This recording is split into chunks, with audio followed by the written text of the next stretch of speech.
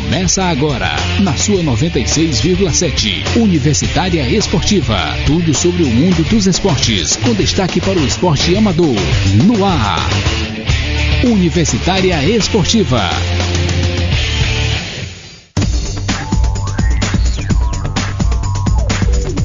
Bom dia, ouvintes! Começamos mais Universitária Esportiva, hoje sexta-feira, graças a Deus, 5 de outubro, e ao meu lado ela, a princesinha da Universitária Esportiva, Neila do Rego Monteiro. E ao meu lado, Emanuele Messi Madeira. E no boletim esportivo de hoje a gente já vai falar sobre a preparação do Kaique Balduino, time de handball que já tem novas competições pela frente, agora no masculino e no feminino. Também tem notícias sobre as eleições no Comitê Olímpico Brasileiro. Carlos Arthur Nussmann acabou de ser eleito, vai passar, mas vai chegar aos 21 anos de mandato, um absurdo. E também tem novidades sobre o MMA, já teve corte aí pro UFC Rio 3 e também teve baixas para as lutas de hoje do On Fox 5. Daqui a pouco você fica sabendo um pouco mais. E no Bola na Rede vamos falar do jogão de ontem no estádio Linolfo Monteiro. Você que não foi, perdeu um espetáculo incrível. E vamos falar quem foi o campeão da Copa Piauí, quem é que vai representar o estado na Copa do Brasil 2013. Já você vai ficar sabendo. Vamos falar também de Liga Europa, ontem vários jogos, rodada muito movimentada. Vamos falar um pouquinho também dos placares. E é isso aí, daqui a pouquinho a gente chega já pra comentar. Universidade Esportiva volta já. Não importa não, se é pop, se é rock, se é samba, seja o que for.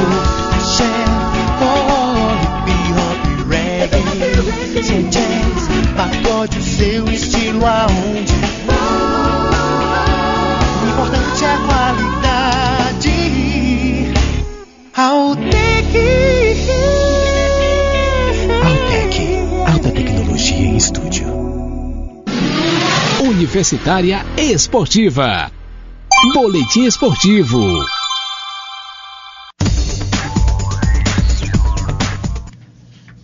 Vamos começar o boletim esportivo falando de handball, porque depois de faturar o segundo lugar do Campeonato Brasileiro de Clubes Cadete Masculino de Handball, o Kaique Balduino se prepara para disputar a Copa Nordeste de Clube Juvenil Masculino, que acontece em Maceió nesse mês de outubro. Na capital alagoana, o Kaique Balduino tentará conquistar o bicampeonato da Copa Nordeste, já que é o atual campeão do torneio. O time já está se preparando para a competição. Os treinamentos acontecem 4 vezes por semana para voltar de Maceió com o título da Copa Nordeste. Conta o técnico do time piauiense, Juliano Ramos. E na Copa Nordeste, o principal concorrente do Kaique Balduino pelo título é o Colégio Darwin, de Fortaleza, no Ceará. Apesar da tradição do time cearense, Juliano Ramos aposta na superioridade da equipe piauiense. Para o professor Juliano, sempre dá para esperar alguma coisa do Kaique Balduino. O time é o atual campeão e quer voltar com o título. A Copa Nordeste de Clube Juvenil Masculino de Handball acontece entre os dias 22 e 26 de outubro em Maceió.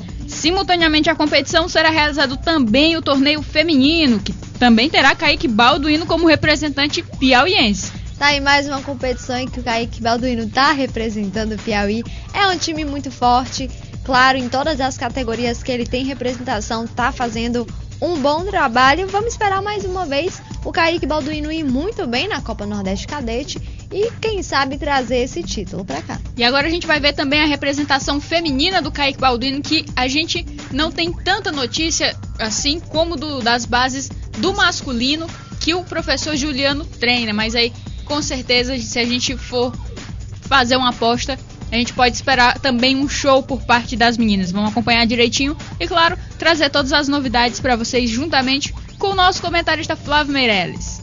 E vamos falar de tênis, porque o Brasil já tem um representante garantido na final do Campeonato Internacional de Tênis do Estado do Pará. Tanto Guilherme Kleser quanto Ricardo Ocevá avançaram nas quartas ontem. e agora se enfrentarão em uma das semifinais do torneio disputado em Belém. Após as fortes chuvas que atrasaram o início dos jogos, Klesar, número 245 do ranking da ATP, derrotou Leonardo Kirch em 2 sets com parciais de 6-3 e 6-4. Ricardo Ocevá também avançou à semifinal do ATP Challenger Tour, com premiação total de $50 mil e pontos para o ranking da ATP. Número 366 da ATP, ele derrotou o chileno Jorge Aguilar em 2 sets, com parciais de 6-3 e 6-2. E algumas horas depois de Guilherme Klesar e Ricardo Ocevá serem definidos como os primeiros semifinalistas do Campeonato Internacional de Tênis do Estado do Pará, o também brasileiro Rogério Dutra Silva e o holandês Temo de Barker se classificaram no lado oposto do torneio. Rogerinho passou após dura batalha contra o compatriota José Pereira. O duelo só foi decidido em 3 sets com parciais de 6-1, 4-6 e 6-3. Já o holandês, número 40 do mundo em 2010, se classificou ao derrotar o argentino Agustín Velotti, campeão do Future de Belém, no último domingo por duplo 6-4. Tá aí o Challenge de Belém movimentando o cenário do tênis aqui no Brasil e os brasileiros indo bem, conseguindo passar até a próxima fase. Vamos esperar um bom resultado de quem ainda está participando da competição. Com a garantia de que já temos uma dupla brasileira disputando a semifinal e mais o Rogerinho, também vamos ter então, no caso, um brasileiro representando a final, podendo aí garantir o título Challenger de Belém. Vamos seguir, vamos continuar falando de tênis. Rafael Nadal e Gustavo Kirten, o Guga, figuram na lista dos 15 melhores tenistas da história do saibro, segundo o site americano Bleacher Report. O espanhol e a americana Chris Evert têm 7 títulos cada um em Roland Garros, no templo do saibro mundial, e lideram o ranking. Guga, tricampeão do Grand Slam francês em 1997, 2000 e 2001, surgiu como 15º lugar da lista, que tem lendas do tênis como Steffi Graf, Bjorn Borg e Ivan Deland. Foram considerados os resultados de homens e mulheres desde o ano de 1920 do tênis, antes da Era Aberta, que teve seu início em 1965. Tá aí o Gustavo Kirten sendo mais uma vez lembrado, reconhecido dentro do saibro, nas quadras de saibro, que é um circuito um pouco mais lento do que literalmente as quadras rápidas e as quadras de grama, que são disputados torneios como o de Wimbledon na grama, que também é uma competição muito rápida, e no caso o Guga sendo aí um dos 15 melhores tenistas de toda a história. Isso é muito bom de se ouvir, um brasileiro em rankings assim ao lado dos atuais. Rafael Nadal, por exemplo, que é um monstro nas quadras de saibro e aí tá dominando, vai voltar agora a competir depois da cirurgia no joelho, e esperar para ele fazer aí mais excelentes partidas pelo tênis mundial. Vamos continuar falando de tênis porque tem mais notícias sobre tênis. Roger Federer, tenista número 1 do mundo, desembarcou ontem no aeroporto de Pudong e vai ter segurança reforçada durante o Master 1000 de Xangai. O suíço, dono de 17 grandes slams na carreira, foi ameaçado de morte em fóruns virtuais chineses. Saibam que querem matar Roger Federer. Ameaçou um usuário identificado como Gato Azul no dia 25 de setembro, acrescentando ao texto uma montagem do tenista deitado no chão com a cabeça cortada. Os organizadores do torneio estão atentos às ameaças na China e vêm providenciando segurança reforçada para o tenista. Além disso, Federer vai permanecer por pouco tempo em quadra após concluir as suas partidas na China para evitar possíveis ataques. É uma situação meio inusitada, complicada. O atleta que está indo para competir e ser ameaçado sem maiores motivos. É uma situação meio difícil para o Federer. Realmente, ainda mais ter que ter cuidado com o gato azul da net é complicado. Tá pior do que bate-papo da UOL. Mas, claro que segurança sempre em primeiro lugar, não custa nada reforçar a segurança, mesmo que não vá acontecer nenhum tipo de ataque, pelo menos o atleta ter certeza de que nunca se sabe, né? Pelo menos ele tá protegido de alguma maneira. Vamos falar agora de um assunto que é um assunto polêmico no Brasil. É um assunto recorrente há 21 anos agora. E vamos falar sobre o Comitê Olímpico Brasileiro, porque sem nenhum tipo de surpresa, O comitê vai confirmar hoje a vitória de Carlos Arthur Nussmann como presidente da entidade para os próximos 4 anos. A eleição, que estava marcada para começar às 11h30 na sede do Comitê Olímpico Brasileiro, já ocorreu. Carlos Arthur Nussmann já foi declarado aí por mais esse quadriênio à frente do Comitê Olímpico. E vai ter como vice-presidente o André Richer, e foi reeleito com apoio maciço do Colégio Eleitoral do Comitê Olímpico Brasileiro, recebendo, provavelmente a gente ainda não viu a contagem dos votos, mas 32 dos 33 votos possíveis. Lembrando que, como candidato, só tinha a chapa do Arthur Nussmann, então fica claro, mais fácil ainda para ele passar o resto da vida no mandato. Mas a vitória de Nussmann chega também em meio a um de seus momentos mais conturbados à frente do órgão que comanda o esporte olímpico brasileiro, envolvido em denúncias e críticas. O primeiro golpe sofrido pela candidatura de Nussmann tem ligação direta com essa nova reeleição. No cargo desde 1º de julho de 1995, o dirigente vem sendo questionado de forma veemente nas últimas semanas pelo deputado federal e ex-jogador Romário, que vem usando a tribuna da Câmara Federal para criticar o continuismo do dirigente. Ao seu modo, Romário apenas ecoava um sentimento que já nascia dentro do próprio governo federal. Recentemente, em um evento do Rio de Janeiro, o ministro do Esporte, Aldo Rebelo, evitou declarar se eventualmente votaria em Nussmann na eleição do COB, mas defendeu que todas as entidades esportivas estabeleçam um limite de tempo nos mandatos de seus dirigentes. O ministro, inclusive, chegou a sugerir que as entidades que não promovessem essa alternância de poder não receberiam os recursos públicos. O outro arranhão na imagem do presidente tem a ver com um outro ponto bastante contestado, o fato dele acumular também o cargo de presidente do Comitê dos Jogos Olímpicos do Rio de Janeiro. E foi justamente o órgão que cuida da organização das próximas Olimpíadas que causou a maior dor de cabeça para Nussmann nesse seu período pré-eleitoral, com o caso do roubo de documentos sigilosos do Comitê de Londres 2012. Novamente, o dirigente foi confrontado por Romário. Nessa última terça-feira, o deputado publicou em sua página oficial um duro discurso contra Nussmann, lançando suspeitas sobre o esquema de distribuição e vendas de ingressos para os Jogos de 2016. Ele aproveitou e fez um apelo à presidenta Dilma Rousseff para que o assunto fosse investigado. Na eleição de hoje, a única voz dissonante na eleição de Carlos Nussmann para o novo mandato deve ser o da Confederação Brasileira de Desportos no Gelo, envolvida por sinal em uma nova denúncia contra o COB. Eric Maleson, presidente da confederação, afirmou que pessoas ligadas ao Comitê Olímpico Brasileiro invadiram a sede da sua entidade. O COB chegou a emitir nota oficial dizendo que era ele quem pagava o aluguel da sala, mas a CBDG mostrou ter um contrato de sublocação feita pelo COB. Aparentemente alheio a esse verdadeiro tsunami, o Carlos Arthur Nussmann tem como maior triunfo aí para justificar sua permanência no cargo a fartura de dinheiro público aplicado no esporte olímpico brasileiro. Desde 2001, com a aprovação da Lei Agnello Piva, que transfere recursos das loterias para as confederações, o COB repassou e administrou um total de 797,7 milhões de reais, segundo dados publicados no próprio site da entidade.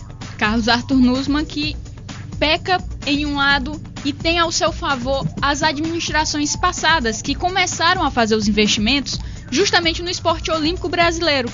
O que aconteceu? Carlos Arthur Nussmann recebeu aí no colo todos os bons resultados feitos por todas as outras administrações que passaram pelo Comitê Olímpico Brasileiro. Agora, claro, ele também tem com relação ao seu favor, ele também tem, além da quantidade de dinheiro aplicado, a questão de ter trazido o Pan-Americano do Rio 2017 e agora as Olimpíadas do Rio 2016. Para vocês terem uma noção, o Brasil vai ser o único país da América do Sul que vai receber a competição olímpica. Vamos seguir, vamos falar de MMA. A possível duelo entre Anderson Silva e John Jones é um dos mais esperados do UFC, mas o encontro parece estar cada vez mais longe de acontecer. Na verdade, ontem, o Spider revelou que o presidente do Ultimate, Dana White, quer promover a superluta. Mesmo assim, o brasileiro voltou a rejeitar a possibilidade de desafiar o campeão dos meios pesados. Anderson Silva vai disputar um combate como meio pesado pela terceira vez na carreira no UFC Rio, diante de Stephan Bonnar. Apesar disso, o brasileiro só fará o combate fora de sua categoria natural porque foi convocado às pressas um mês antes do show para protagonizar o evento do dia 13 de outubro. Apesar do pouco tempo de preparação, Anderson Silva fez questão de avisar que vai estar em forma quando subir no octógono da Arena HSBC.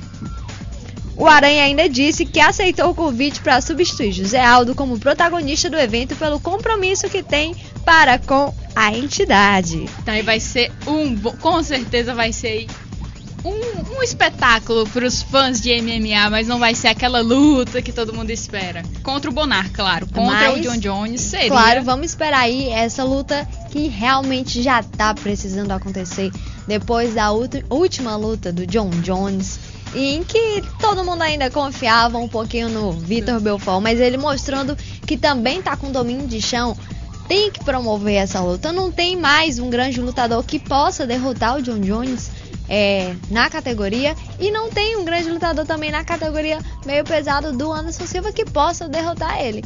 Vamos esperar, tá na hora dos dois grandes lutadores do UFC se encontrarem. O John Jones, que é um espetáculo, é a grande revelação do UFC, 25 anos de idade, dono de cinturão, tá aí mostrando que os adversários vão ter que suar muito no treino para poder bater ele. E o Anderson Silva, com uma longa carreira, já são 6 anos como dono de cinturão no UFC, porque ele já tem uma carreira muito longa, começou no Pride também, mas no Pride não conquistou. Nada comparado à carreira dele no UFC. Com certeza, a carreira dele no Pride foi uma carreira que eu acho que ele prefere não lembrar muito. Ele que não era um bom lutador, claro, ganhava as lutas, mas não era um espetáculo. Ele era desengonçado por Com demais. certeza, não era um espetáculo que a gente vê hoje em dia o Anderson Silva fazendo no UFC. Vamos esperar. Tá na hora. Essa luta tem que acontecer. Dana White não tem mais o que pensar. Bora colocar logo John Jones, Anderson Silva, porque é a luta que todo mundo quer ver, é a luta que o mundo espera. Pode ser, quem sabe, o encerramento aí de temporada. Claro que o Dana White vai fazer questão de fazer toda a expectativa para essa luta. E claro que não vai ter como os dois lutadores fugirem disso. O Dana White já foi muito categórico vezes passadas que ele é que é o patrão e os outros são somente funcionários do UFC. E eles vão ser tratados assim. E também nenhum dos dois vai querer fugir da luta. O John Jones, um lutador que tá crescendo, podendo encarar o Anderson Silva, que tá aí há anos sendo considerado o melhor lutador do UFC. E o Anderson Silva também, claro, vai querer bater o lutador que tá aí com uma carreira muito boa, surpreendendo a todos. Vamos esperar, porque o duelo acontecer, mas claro, a gente tem que lembrar que vai demorar ainda um pouquinho, porque o John Jones ainda tem defesa de cinturão para fazer. Seria com o Dan Henderson, que acabou se lesionando, e o Vitor Belfort ficou no lugar. Esperar, ele vai, claro, esperar o duelo entre Dan Henderson e Lyoto Machida para um dos dois, claro, enfrentar ele. E ainda tem a possibilidade do Mauricio Shogun mais à frente também desafiar o John Jones ao cinturão. O Mauricio Shogun já luta agora no dia 8 de dezembro, para quem não tá sabendo.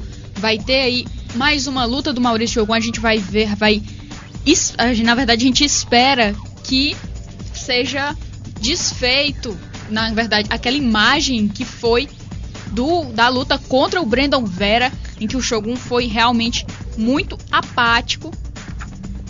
E vamos esperar.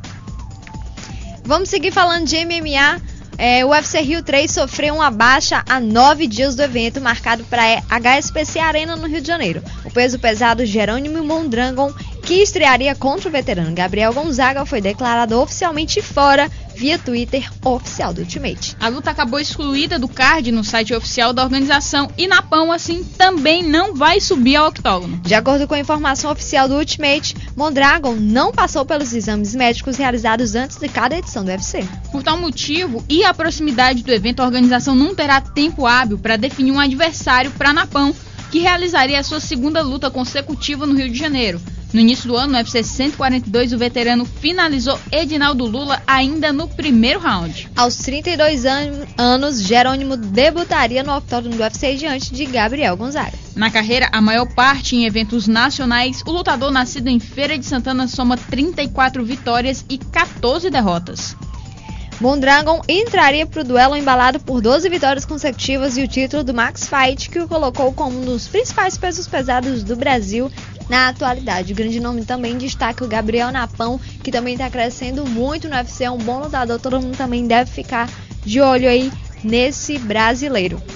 E ainda falando de UFC, o brasileiro Thiago Tavares não vai lutar no UFC On Fox 5, evento marcado para hoje na cidade de Minneapolis. No início da noite de ontem, o lutador que sequer participou da pesagem utilizou o Twitter para anunciar o cancelamento do duelo contra o americano Dennis Hallman, em duelo pela categoria dos leves. Segundo o Thiago, o rival estava mais de 3 quilos acima do limite da divisão. O brasileiro exibiu, claro, toda a sua frustração pelo cancelamento da luta. Ele pediu perdão a todos que esperavam ansiosos pela luta dele, que estava triste e frustrado. Ele que escreveu no Twitter dele, que costuma entrar no octógono com ele, né, que entra com a camisa do Avaí e é apoiado pelo time. Tavares e Hellman iriam duelar no card preliminar pelos pesos leves, que tem limite de 70 quilos. Mas o desrespeito do americano ao limite de peso certamente irritou bastante Dana White, que costuma reprovar qualquer atleta que se apresenta acima do peso para as lutas. O brasileiro confirmou que foi a decisão de cancelar o evento partiu do chefão do UFC. Thiago Tavares está em boa fase. Ele vem de 2 vitórias consecutivas contra Spencer Fischer e Stan Solt e buscava, na verdade, se firmar de vez como um dos principais nomes da categoria. O cinturão dos pesos leves pertence atualmente a Ben Henderson e será colocado em disputa no UFC On Fox 5 no dia 8 de dezembro. E por causa desse excesso de peso do Hellman, hoje pela manhã ele foi demitido do UFC pelo Dana White. Tá aí, a situação tá complicada. Ele já não tava numa situação muito boa, tava vindo de derrotas, não estava fazendo boas lutas e aparece na pesagem 3 quilos a mais. É claro que o Dana White perdeu a cabeça e acabou demitindo hoje. Na verdade, perdeu a paciência, né? Tá aí mais um lutador demitido essa semana do UFC. Esse é o 6º lutador. Vamos seguir, vamos falar agora de Fórmula 1. Bruno Senna parece não ter se incomodado com as declarações de Rubens Barrichello, que durante a semana sugeriu que a Williams deveria ter o dobro de pontos na temporada. Atualmente, na Fórmula Indy, o Barrichello disse que a equipe peca pela inexperiência dos pilotos, o Senna e o venezuelano Pastor Maldonado. Barrichello foi companheiro de Maldonado na Williams até 2011, quando foi substituído pelo compatriota e não conseguiu acertar com outras equipes na Fórmula 1. Com o fim da temporada se aproximando, o Senna convive com a possibilidade de não ter o seu contrato renovado com a Williams. Especulações sugerem o finlandês Valtteri Bottas, que tem treinado com o carro da equipe durante as sessões iniciais das corridas para assumir sua vaga. A gente tem que defender um pouquinho o Bruno Senna, porque a Williams não está perdendo pontos só por conta dos pilotos. Ela está perdendo pontos pelo o péssimo carro que eles têm. Na temporada inteira a gente viu tanto o Senna quanto o Maldonado tendo muito problemas, abandonando várias provas por conta de problemas do carro. É uma situação que fica meio complicada.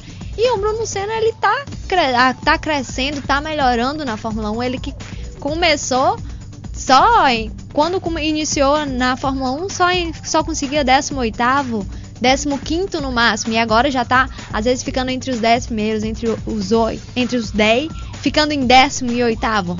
Já é uma melhora para ele. Situação complicada. Mais um brasileiro com situação complicada, porque se sair o Bruno Senna, se sair o Felipe Massa, acabou o Brasil na Fórmula 1. Agora, o Rubens Barrichello também teria, né, no caso, de se lembrar dessa questão do carro, porque na temporada 2011, que ele corria pela Williams, ele teve também bastante problema na parte hidráulica do carro.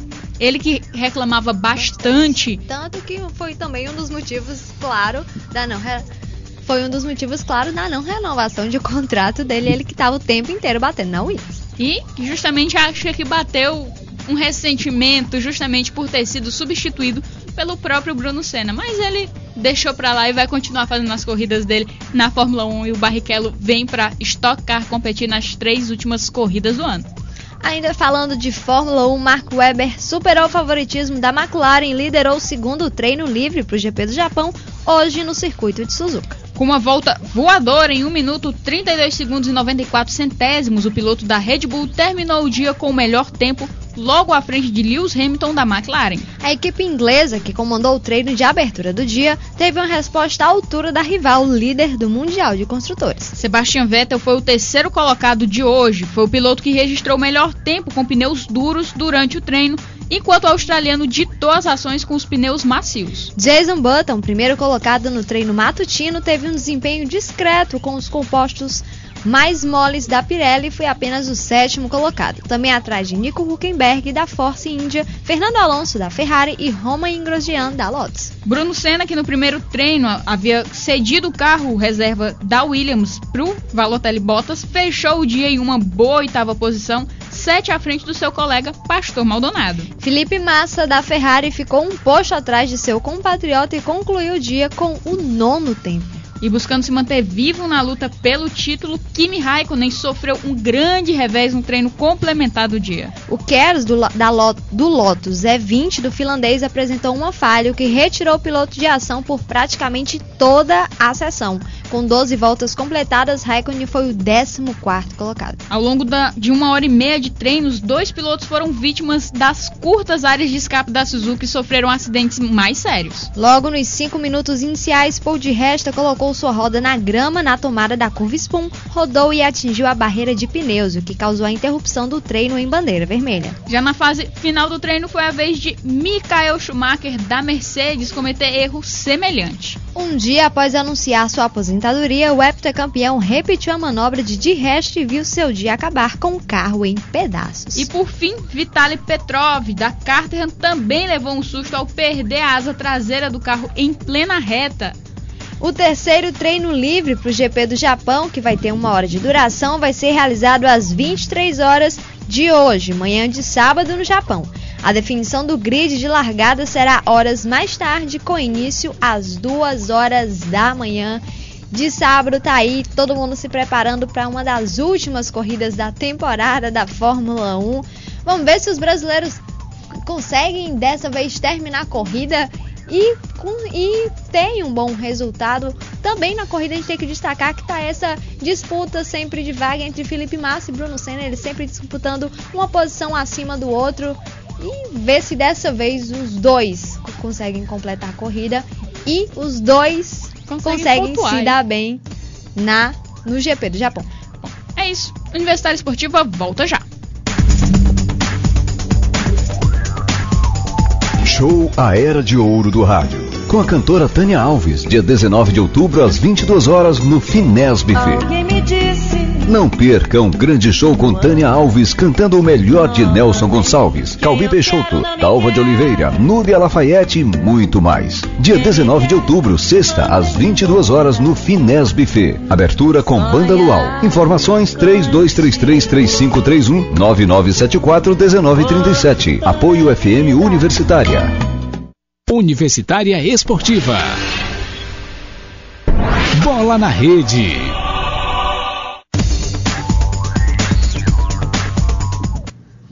Bola na Rede, claro que vamos falar de Copa Piauí, porque encerrou ontem a temporada do futebol profissional piauiense, encerrou de maneira incrível, claro, com direito a um Rivengo que todo mundo estava querendo voltar a ver. O Rivengo de sempre, aquele Rivengo bem disputado, bem emocionante, que deixa o estádio lotado, deixa a torcida vibrante, deixa a torcida gritando muito.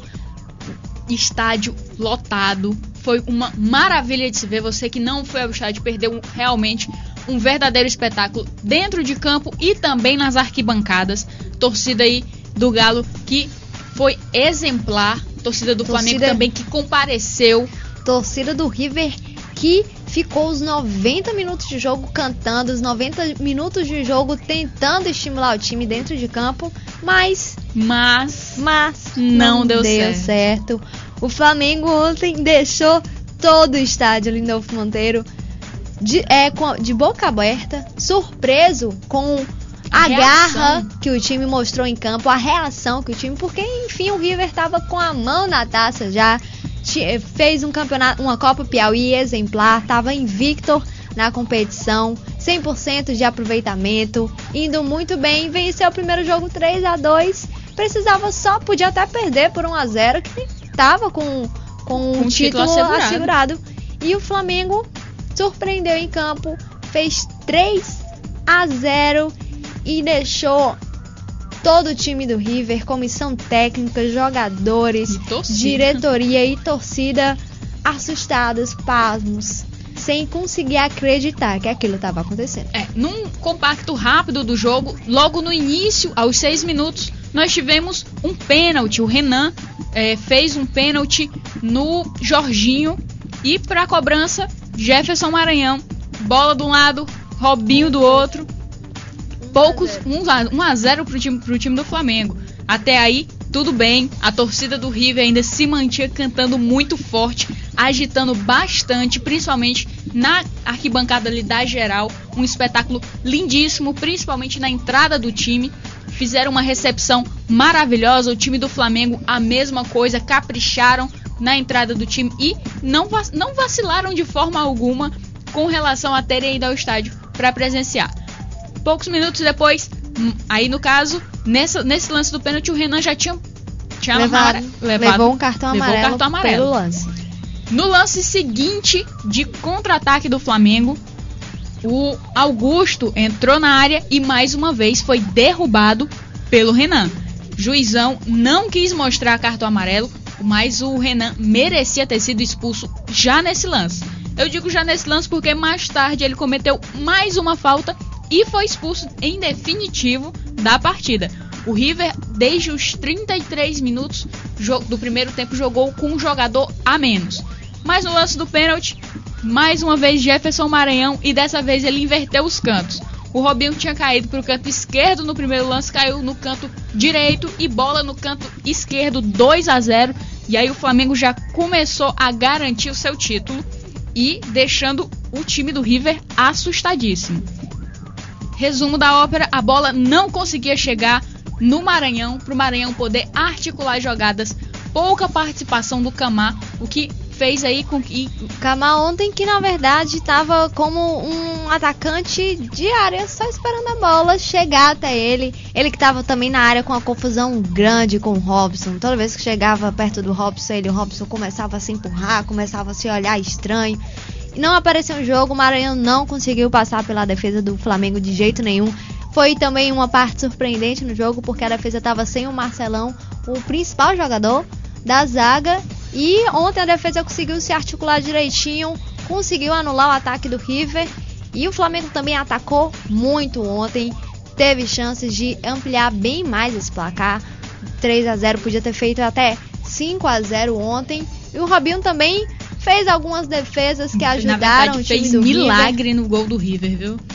Foi uma situação complicada do River ver, mas uma situação que o Flamengo adorou ver. E é bom também perceber que, mesmo com o Flamengo vencendo 3-0, o Oliveira Canindé estava no banco muito nervoso. Ele que não parava de andar, não parava de botar a mão na cabeça, olhava para os jogadores e gritava. E até ele ainda duvidava que esse título podia chegar, mas depois que o juiz apitou o fim do jogo, não tinha para onde.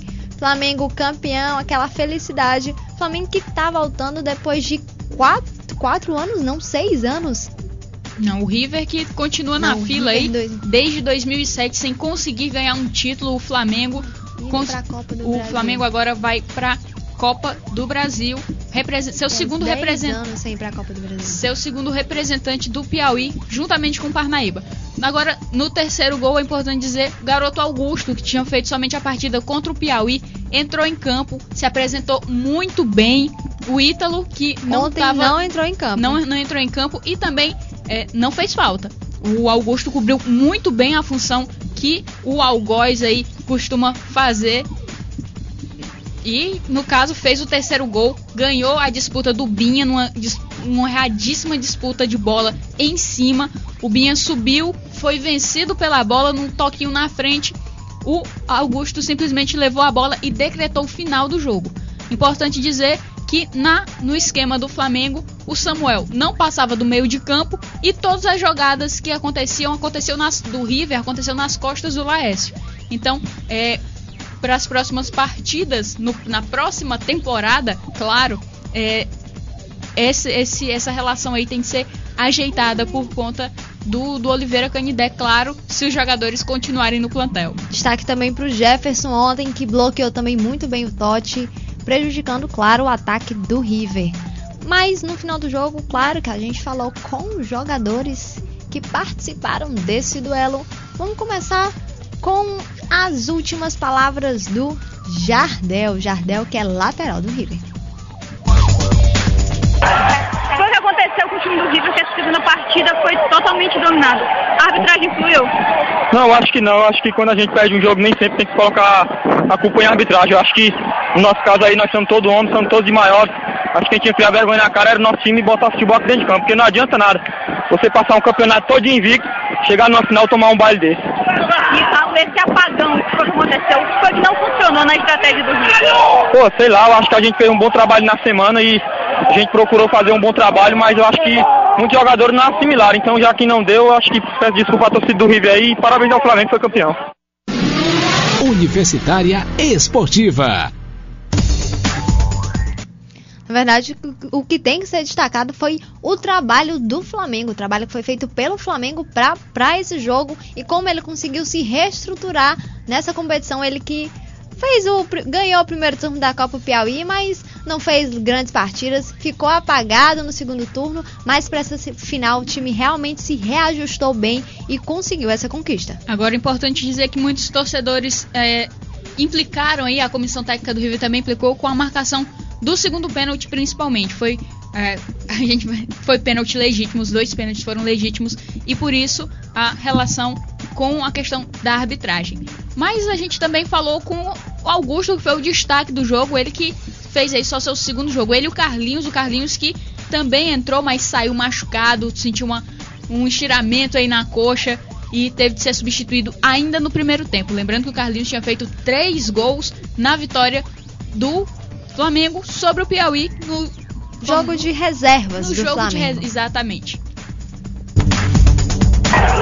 Fez 2 partidas, fez um primeiro jogo contra o Piauí, que foi praticamente um jogo treino, e nesse segundo jogo fez o melhor jogo que poderia ter feito. Pois é, a gente vinha trabalhando forte, a gente veio de 3 derrotas pro time do River, mas a gente mostrou que nosso time é superior, que a gente cresce em cima das dificuldades, e a gente chegou para decidir, e decidimos, e infelizmente saímos daqui com a vitória, com um bom resultado, e agora é só comemorar que o trabalho continua. Continua na próxima temporada. Continua. Universitária Esportiva. E nós também escutamos aí o treinador do Flamengo, o Oliveira Canindé, que ressaltou aí todo o trabalho feito com a equipe do Flamengo. A equipe, como você bem mostrou do que era capaz e mostrou jogando, que é o mais importante. Poderia ter sido mais. Poderia, né? Mas graças a Deus vencemos, que é o que nós queríamos, e colocamos o Flamengo na Copa do Brasil, que nós lutamos desde o início para isso. O ano todo se resumiu no jogo de hoje, e nós tínhamos que mostrar que nós éramos capazes, e fomos capazes de fazer o que todos esperávamos que nós fizéssemos. 96,7 Universitária Esportiva.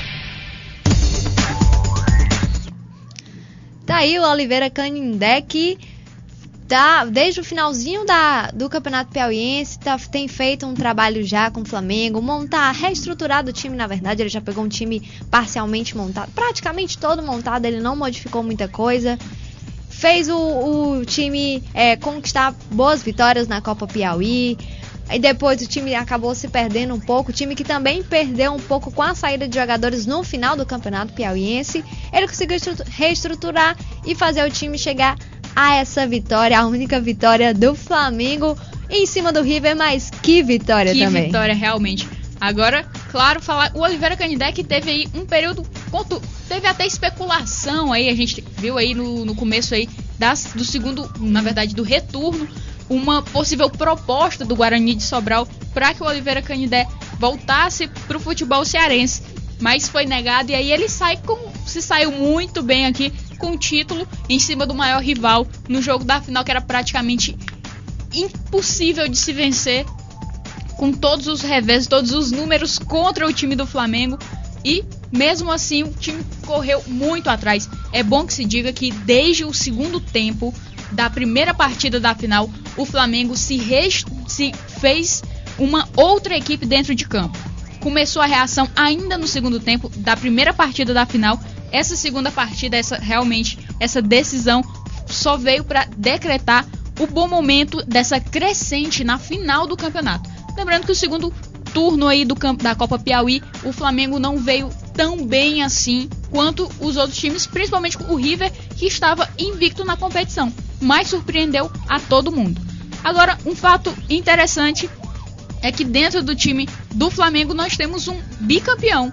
Um bicampeão porque ele ganhou esse ano, porque ele ganhou o campeonato piauiense pelo Parnaíba e ganhou agora a Copa Piauí pelo Flamengo. Ou seja, ele iria para a Copa do Brasil de qualquer jeito. De quem a gente tá falando?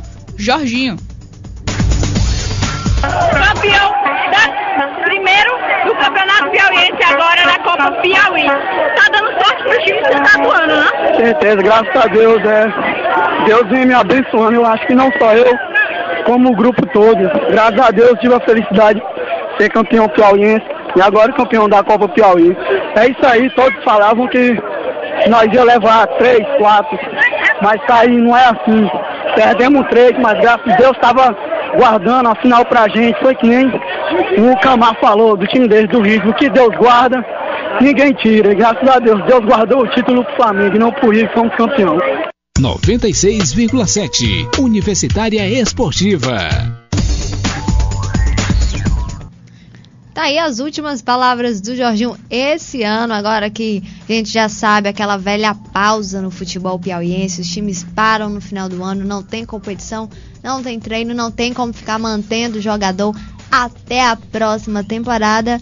E esperar chegar 2013, os times se preparando para o Campeonato Piauiense, que já está sendo planejado, e agora o Flamengo e Parnaíba também focados na Copa do Brasil, porque eles são os dois representantes piauienses na competição. A gente tem que falar ainda os últimos comentários sobre essa final.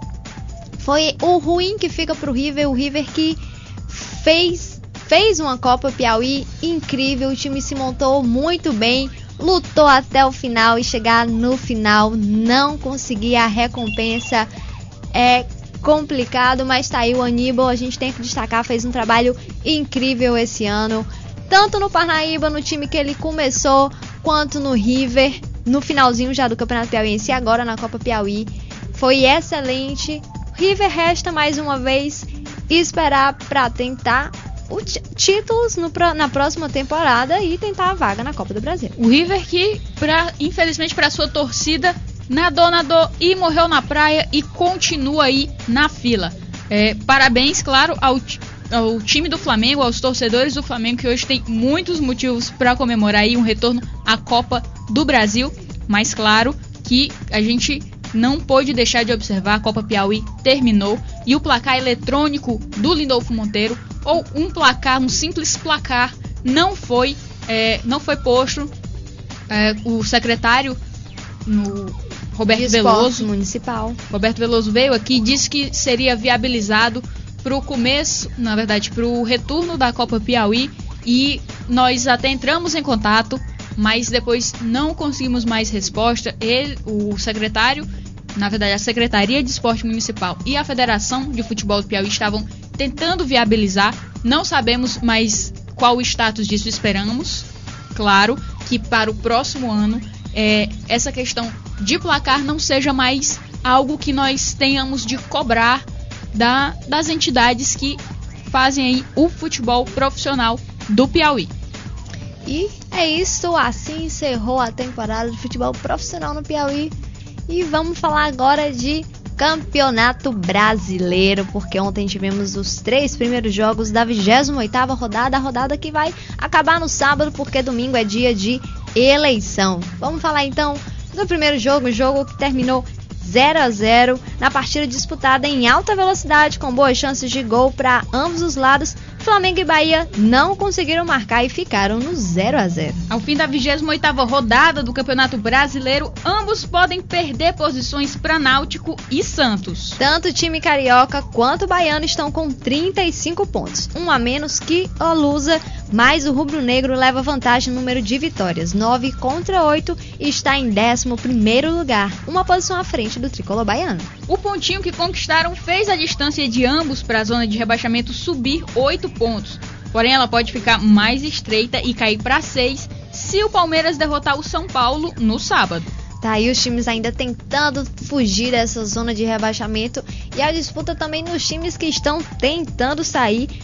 A situação, se formos olharmos para um jogo que aconteceu ontem, a situação poderia até ter melhorado pela derrota de o time que está na primeira posição do Z4, que é o próximo jogo que a gente vai comentar. Mas por outro lado, ficou um pouquinho mais complicado porque o primeiro time fora da zona acabou ganhando e também aumentando essa distância, essa possibilidade dos times do Z4 saírem. Mas vamos falar primeiro do jogo do Sport. O Sport ontem que começou bem. Jogo do Sport não, viu? O jogo da Portuguesa, jogo especificamente do Bruno Mineiro. Mais uma vez um jogo do Bruno Mineiro, porque graças a ele a Portuguesa deu mais um passo para afastar de vez o risco de rebaixamento no campeonato. Novo artilheiro isolado da competição agora com 14 gols, o atacante marcou 3 na vitória sobre o Sport de virada por 5-1 no Canindé. Moisés e Rodriguinho marcaram o 4º e o 5º já no fim. Agora na 10ª posição, a Lusa chega a 36 pontos e abre temporariamente 9 de vantagem para o Z4. Se o Palmeiras venceu o São Paulo no sábado, a diferença cai para 7 pontos. O Leão da Ilha do Retiro permaneceu somando 27 na classificação em 17º lugar por pelo menos mais uma rodada na zona.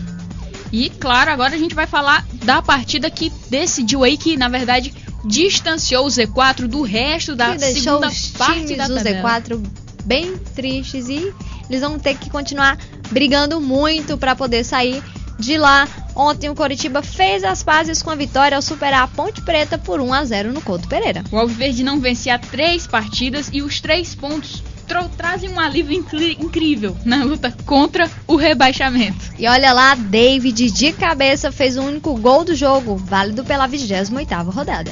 E apesar de ainda ocupar a 16ª posição na tabela, o Coxa chegou aos 33 pontos e abriu 5 de vantagem para o Sport, que abre o Z4. A vantagem, no entanto, pode cair para 3, já que o Palmeiras joga hoje e pode chegar a 29 pontos. E a Ponte Preta, que agora acumula 6 partidas sem nenhuma vitória, vê a turma de trás se aproximar. A equipe de Campinas cai para 15º lugar com 34 pontos. O David, que desde que chegou no Coritiba fez já o seu 3º gol, tá indo muito bem aí. Ele que saiu do Flamengo um pouquinho apagado, não estava fazendo boas partidas. Não era o David que chegou no Flamengo, que fez o Flamengo se reerguer aí, mas tá aí fazendo agora uma boa campanha pelo Coritiba.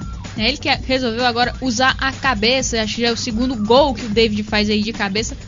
E dessa vez ele não perdeu nenhum gol escabroso que ele costuma perder. Deixou a herança pro Wagner Love dessa vez. Vamos seguir agora, vamos falar de Liga Europa, porque ontem a rodada foi agitada. Começando, o Angers venceu por 2-0 o Young Boys. O Inter de Milão venceu o Neft fora de casa. E o Genk e o Basel empataram em 2-2. O Rubin Kazan venceu o Partizan por 2-0. Videoton venceu o Sport por 3-0. O Hapoel perdeu para o Lyon por 4-3. E o Sparta Praga venceu o Atlético Bilbao por 3-1. Falando de destaque, vamos destacar um pouquinho alguns jogos. O jogo da Lazio ontem, que venceu o Maribor por 1-0. O Ederson, que precisou de 3 boas chances para definir a vitória da Lazio sobre o Maribor pelo grupo J da Liga Europa. Depois de ver um gol corretamente anulado e ainda desperdiçar uma ótima oportunidade na cara do goleiro, o meia brasileiro aproveitou um rebote de Handovic para deixar sua marca aos 17 minutos da etapa final. O triunfo dos italianos poderia ter sido ainda maior caso outro brasileiro, o Hernanes, não perdesse um pênalti. O Hernanes aí que também tá tentando fazer uma temporada boa lá pela Lazio. Não tá indo tão bem quanto ele era destaque no Brasil, mas está tentando aí. Ontem esse pênalti perdido, mais um pra carreira. Na verdade, o Hernanes está um pouco apagado porque a gente não tem tanto contato assim com o campeonato. O campeonato, no caso, italiano. O Mano Menezes esqueceu um pouco aí o Hernandes que no começo da era Mano vinha sendo recorrente nas listas. O Hernandes merecia estar de volta, ou pelo menos receber mais uma vez uma atenção especial do excelentíssimo técnico da seleção brasileira. Vamos falar também do jogo do Panathinaikos e Tottenham jogando no Olympiacos Estádio. Na Grécia, o Tottenham até saiu na frente do Panathinaikos pela segunda rodada do grupo J da Europa League. No entanto, no fim, Toché conquistou o empate para os gregos e definiu o empate da partida. Com resultado igual, Spurs e Panathinaikos amargam o terceiro e quarto lugar, respectivamente. Ainda tivemos o Metalist vencendo o Rapid de Viena por 2-0. E o Borussia Mönchengladbach vencendo o Rosenborg por 1-0. O Bayer Leverkusen corrigindo, vencendo o Rosenborg por 1-0. Foi na Noruega, conseguiu vencer. E aí o Rosenborg segue com 3 pontos, caiu para a terceira colocação do grupo K. Já o Leverkusen é vice-líder com 4 pontos atrás do Metalist, que tem a mesma pontuação, mas é superior no saldo de gols. Nós também tivemos o Hannover vencendo o Levante. Jogando diante de sua torcida, o Hannover deu uma grande prova de força. Mesmo com um jogador a menos desde os 9 do primeiro tempo, quando o tunisiano Hagi foi expulso, o time alemão conseguiu uma bela virada, bateu o Levante por 2-1 e assumiu a liderança do grupo L da Liga Europa. E a primeira vitória do Hannover na Europa League, e os alemães haviam empatado com o Twente na estreia. O Levante agora segue com 3 pontos, que havia conquistado na primeira rodada diante do Helsingborg. O Hannover é o líder do grupo. Já que falamos em Helsingborg, ele ficou no empate ontem por 2-2 com o Twente. Mas nós também tivemos Liverpool e Udinese, que fizeram um emocionante duelo no Anfield Road, na Inglaterra. Em jogo de 5 gols, os italianos conseguiram um importante resultado ao vencerem os donos da casa por 3-2 de virada, ontem foi dia de virada, né?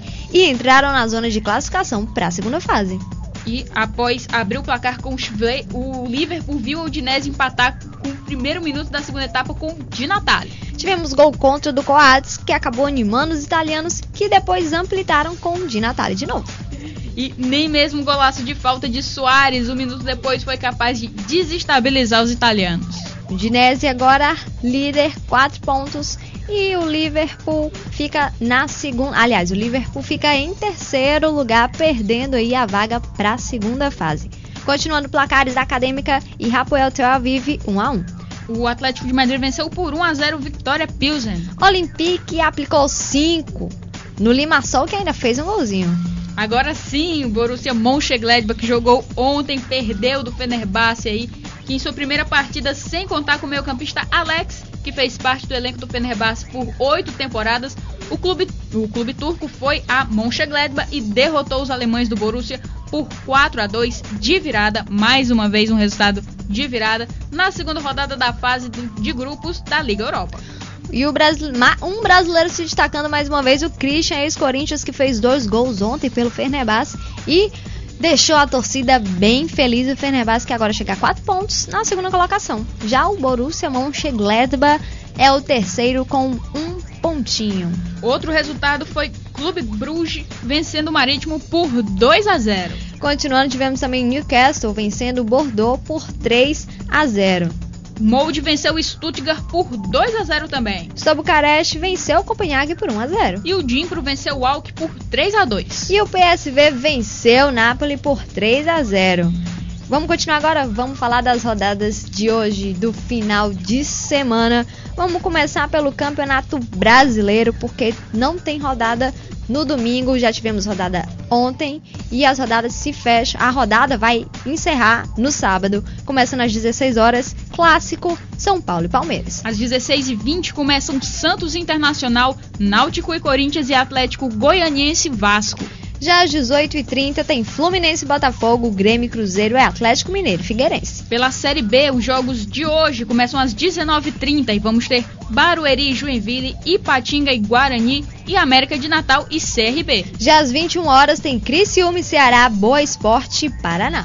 No sábado, às 14 horas, Atlético Paranaense encara o América Mineiro. Já às 16 horas tem Vitória e ABC. Pela Série C, hoje, 20h30, Vila Nova e Caxias. Já às 21h30 tem Luverdense e Guarani de Sobral. E às 15h30 do sábado tem Santo André e Tupi. Já às 16 horas tem Icasa e Santa Cruz, Salgueiro e Água de Marabá, Paysandu e 13, Duque de Caxias e Oeste e Chapecoense Brasiliense. Às 17 horas é a hora de Fortaleza e Cuiabá se enfrentarem. Pela Série D semifinal que vai acontecer hoje, às 20h30, segundo jogo entre Craque e Mogi Mirim. Pelo Campeonato Argentino, hoje às 19h10 nós temos Lanús e União. Já às 21h15 tem Argentino Júnior e Tigre. Nosso tempo já tá mais uma vez estourado. Lembrando que tem jogão no domingo às 14h45, Barcelona e Real Madrid, com chances de Kaká estar lá em campo também.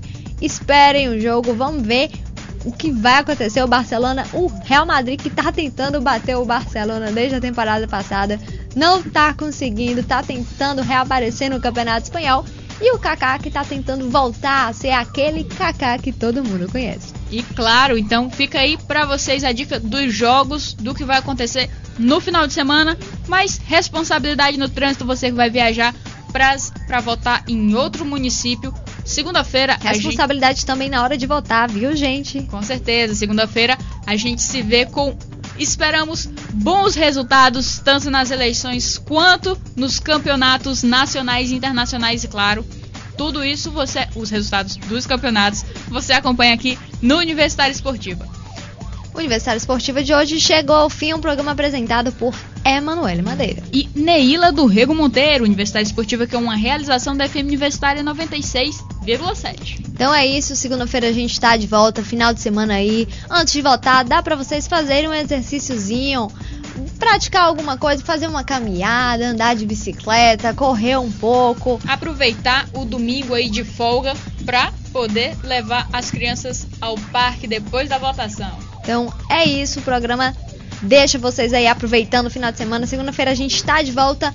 Valeu pela companhia e continua aí na FM Universitária.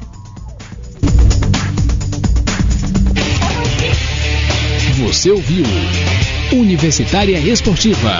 Obrigado pela audiência e continue na nossa programação.